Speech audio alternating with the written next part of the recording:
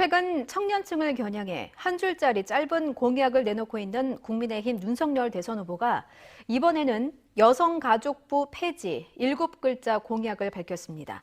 윤 후보는 오늘 오후 SNS에 여성가족부 폐지라는 7글자만 쓰인 게시물을 올렸습니다.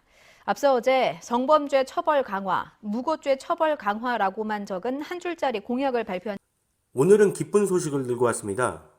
사실 그제 올렸어야 하지만 저는 소식을 전하는 것만 하지 않기 때문에 이틀이 더 걸렸어요. 윤석열 후보가 여성가족부 폐지라는 공약을 걸었죠.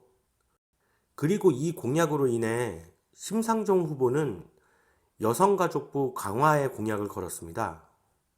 다들 조심스럽게 이야기하는 것 같은데 우리는 좋죠. 페미들의 표심이 민주당과 정의당으로 갈라지게 생겼어요. 여성시대의 반응을 보면 심상정에 대한 지지가 압도적이죠. 자, 그런데 제가 왜 이걸 이렇게 늦게 들고 나왔느냐? 2030 세대들에게는 답답하게 느껴질 수도 있겠지만 40대 이상의 세대들은 이것이 젠더 갈등이고 일부의 목소리라고 생각하기 때문이에요. 법이 그렇게 바뀌고 교육이 그렇게 바뀌고 세금이 그렇게 빠져나가도 일부 그리고 극소수의 사람들의 문제라고 생각한다는 거죠. 그래서 다 아는 것이지만 잘 정리해서 올리려고 합니다. 참고로 신지혜 씨에 대한 영상을 조금 올려서인지 문자 하나가 날아왔어요. 진정사건이라는데 뭘 진정하겠다는 건지 모르겠네요. 진짜 이렇게 오긴 오는군요. 제 채널이 보다시피 한쪽에 치우쳐져 있지도 않고 남들에게 매운맛도 아닌데 이런 게 옵니다. 여튼 지금 뉴스들을 보면 물타기가 한창이에요. 뭐 너무나 익숙하죠? 이게 얼마나 심각한지 뻔히 알지만 감히 건들 수 없는 성역인 거예요. 40대 이상 세대분들이 생각하는 것처럼 페미니스트는 여성 인권 신장을 위한 운동이긴 했습니다. 그러나 이는 올바르게 운동하시는 분도 있지만 그렇지 않은 분들이 많기 때문에 문제가 되는 것이에요. 평등이라는 게 두 집단을 같게 만드는 게 평등이죠. 어느 한쪽이 어느 한쪽을 끌어내리거나 반대쪽이 짓밟고 올라서는 게 평등이 아니죠. 지금은 그래서 페미니즘이라는 말보다 양성평등이라는 말을 많이 씁니다. 페미니즘의 실패 사례는 일본과 뉴질랜드를 들 수 있겠죠. 그러나 우리나라 기사로는 좀처럼 제대로 된 기사를 찾을 수가 없어요. 다 막혀 있습니다. 뉴질랜드의 경우 극단적인 페미니스트들이 정치권에 들어서고는 여성 위주의 정책으로 남성들이 살기 힘든 세상이 되었어요. 그리고 젊은 남성들이 해외로 이주하기 시작했고 지금의 젊은 여성들이 기성시대의 여자들을 욕하는 사회가 되었죠. 일본도 마케이누 세대라고 하여 지금은 용어조차 찾기가 어렵습니다. 지금의 한국과 비슷한 모습인데 그 세대에서 결혼과 연애를 기피하는 일본 남성들로 인해 현재 일본 여성의 젊은 세대들은 그 어느 나라에서도 보기 힘든 모습으로 살아가고 있죠. 정말 우연히도 이제는 검색하면 애지간하면 필터링 됩니다. 우연이죠?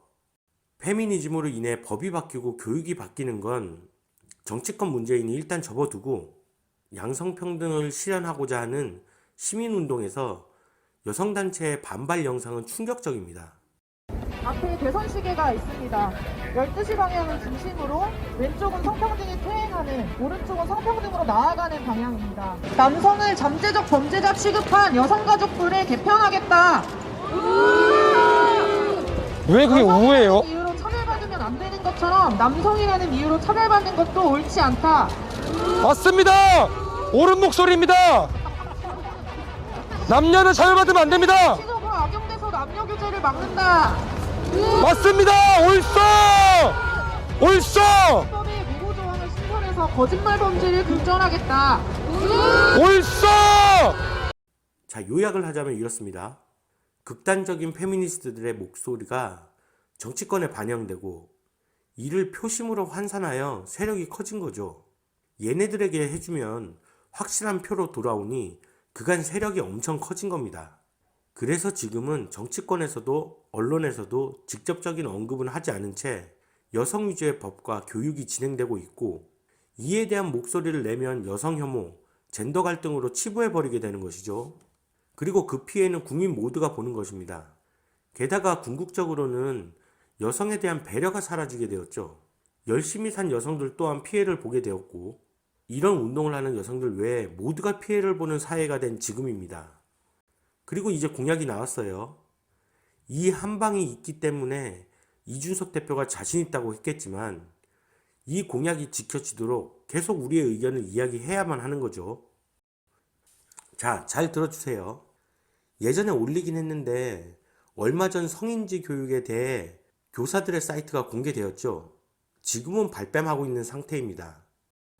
그때는 해당 사이트에 소속된 교사의 실수로 드러난 것이지만 지금도 아마 이런 사이트는 여전히 존재하며 우리 아이들이 잘못된 성인지 교육을 받고 받아들이지 않을 때 왕따를 시킨다는 거죠. 세상에 얼마나 어려운 사람이 많습니까? 그중 성매매 관련 종사 여성에게 1,600만 원의 지원금을 준다는 것이죠.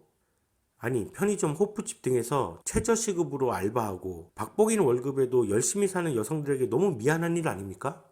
여성의 눈물이 증거가 되고 일관된 주장만으로 피의자가 되는 작금의 상황은 이게 사람이 살 수 있는 사회인가 싶습니다. 자기네들 편에서 성추행 사건이 터지면 묵묵부답인 게 여러 차례, 일반인에게만 엄격한 성범죄, N번방에 대해 좋게 말하는 남성이 어디 있겠습니까? 당연히 강력한 처벌이 필요합니다.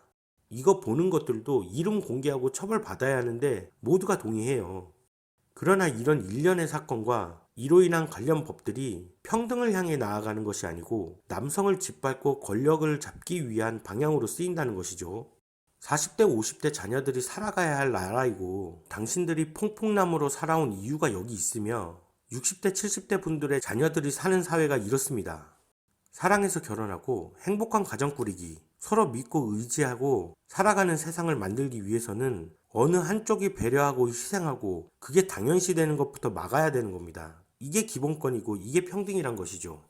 여성가족부 폐지에 대한 의견을 최근에 말씀하신 적이 있었습니다. 그래서 그것은 왜 그러셨는지 굉장히 궁금합니다. 일단 필요했던 정책적 성과, 제도 변화를 이뤄내는 다음부터는 여성부가 하는 일이 대부분의 경우에 캠페인에 그치는 경우가 굉장히 많습니다. 정확히 무슨 제도를 개선하겠다보다는 그러다 보니까 여성부가 항상 그런 질문 받다 보니까 업무 영역을 조금씩 넓혀갔어요. 그래서 여성가족부가 이제 되고 하면서 청소년 업무 떠맡게 되고 그러다 보니까 뭐 게임을 밤늦게 하면 안 된다 그래서 게임 셧다운제 이런 것까지 그 정책에 편입시켰거든요.